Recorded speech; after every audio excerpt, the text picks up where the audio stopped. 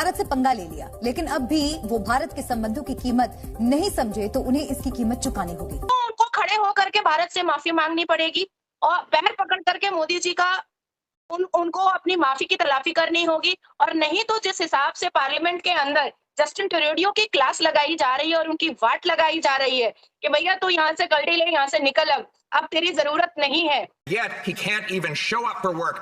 Where is he and why is he hiding under a rock today? कि Justin Trudeau PM जो Canada के, हाँ, उनके opposition जो है वो पार्लियामेंट में उनके खिलाफ बोल रहे थे उनके खिलाफ बोल रहे थे और वो कह रहे थे कि इंडिया के साथ अच्छे ताल्लुकात हम चाहते हैं। जस्टिन ट्रूडो को पता नहीं चला और इस तरह की काफी बातें उन्होंने बोली। क्या लगता है कि अब क्या होने वाला है? उनकी ऑपोजिशन उनके ही खिलाफ बोल रही है और इंडिया के मुखालिफ नहीं है। Will he finally take responsibility for his latest embarrassment and apologize to Canadians for this massive disaster? को पहले उन्होंने माफी मांगी और आज स्पीकर साहब एंथनी रोका ने रिजाइन किया है। अब जब ये रिजाइन हुआ है तो इससे भारत का केस मजीद मजबूत हो गया है। कनाडा में आपने देखा कि उनके जो एक और मिनिस्टर थे, बल्कि स्पीकर थे, उन्होंने भी रिजाइन कर दिया। वो तो मैंने बताया ना, एंथनी रोका साहब जो है, बल्कि मैं इसी पे बात करना चाह रहा था कि एंथनी रोका ने रिजाइन किया है स्पीकर ने अब से कुछ घंटे पहले। ये बात तो तय हो चुकी है कि जस्टिन ट्रूडो ने वाकई में पाकिस्तान का झूठा खाना तो खा लिया है भाई। जस्टिन ट्रूडो यानी कि अपने कनाडा के प्रधानमंत्री, उनके प्लेन में से निकली थी ड्रग्स और इस खबर पे अब मोहर लग गई है। और मुझे लगता है ये भी सूंघने वाला आदमी है, क्योंकि इसके पता लगा था कि शायद प्लेन में से कुछ हाँ, निकला ये था न्यूज भी आ रही है कि इसके प्लेन से कुछ निकला है, ड्रग्स वगैरह मिली है। और मैं समझता हूं कि अच्छा, उसमें माफी मांगे ना मांगे, उनका पॉलिटिकल कैरियर ओवर हो चुका है। जस्टिन ट्रूडो मेरे ख्याल में he won't be able to win the next election। तुम कोई इडियट हो जस्टिन ट्रूडो?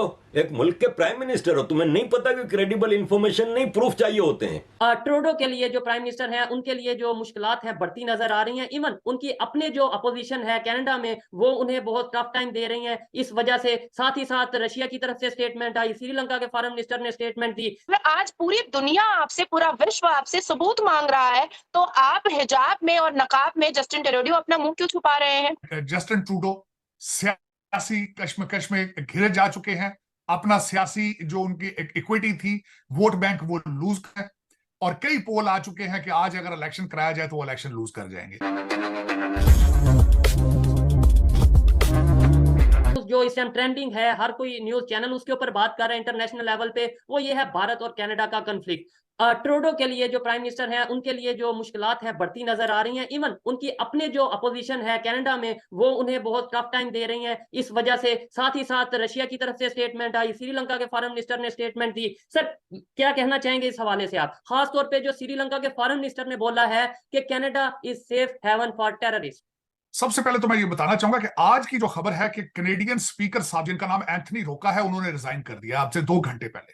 ठीक है। उसकी वजह जो एक वजह बनी है, उन्होंने एक 98 साला यारोस्लोवो होंगोस्लाविया से वार हीरो करके उन्होंने उनको बुलाया और उनको स्टैंडिंग, उनको लिए बड़ी तालियां बजाई गई, बड़ा इस्तकबाल किया गया, और बाद में पता चला है कि वो नाजी थे। और उनको पहले उन्होंने माफी मांगी और आज स्पीकर साहब एंथनी रोका ने रिजाइन किया है। अब जब ये रिजाइन हुआ है तो इससे भारत का केस मजीद मजबूत हो गया है कि कैनेडियन मुसलसल अपने पार्लियामेंट के अंदर खड़े होकर बगैर किसी रिसर्च के इल्जाम लगाते हैं, या वो इतना इन मामलात को सीरियस नहीं लेते। तो एक तो ये वजह मैं बताना चाहता हूँ, ये रीसेंट डेवलपमेंट हुई है अब से 2-3 घंटे पहले। अब मैं वो जो श्रीलंका के जो स्टेटमेंट आई है, उस स्टेटमेंट के पीछे वजह यह है कि आज से पहले या तामिल जो सेपरेटिस्ट एक मूवमेंट थी, कनाडा उन लोगों को भी यहां अकोमोडेट करता रहा है कनाडा के अंदर। तो कनाडा, और ये एक जनरल कंसेप्शन ये है, तो कनाडा जो है वो पॉलिटिकल असाइलम की नजर में, कि उसकी आड़ में मुफ्त ज्यादा रिसर्च नहीं करता। मैं जब देख रहा था बातें, तो इन्होंने देखें, अब जब बगैर रिसर्च किए किसी को बुला के अपनी कैबिनेट में उसको हाईएस्ट अवार्ड देना, फिर उसके बाद मैं जब वो निजर के मर्डर की बात है, वो उनके बारे में भारत के अंदर उनके खिलाफ कई केसेस मौजूद थे, बजाय रिसर्च करके उनको सिटीजनशिप दी जाती या उनको यहां रखा जाता, और जब एक्स्ट्राडिशन का भारत का मुतालबा था तो उस चीज को भी अकोमोडेट नहीं किया गया। तो नजर ये आता है कि कनाडा जो है, they have to amend their laws और प्रोसीजर्स। उनको देखना होगा कि फ्यूचर के अंदर जिन लोगों को यहाँ पे रखते हैं, अकोमोडेट करते हैं, उनके बारे में रिसर्च करना जरूरी है। वरना श्रीलंका की जो बात है, जो उन्होंने फॉरेन मिनिस्टर ने की है, वो फिलहाल ठीक लगती है।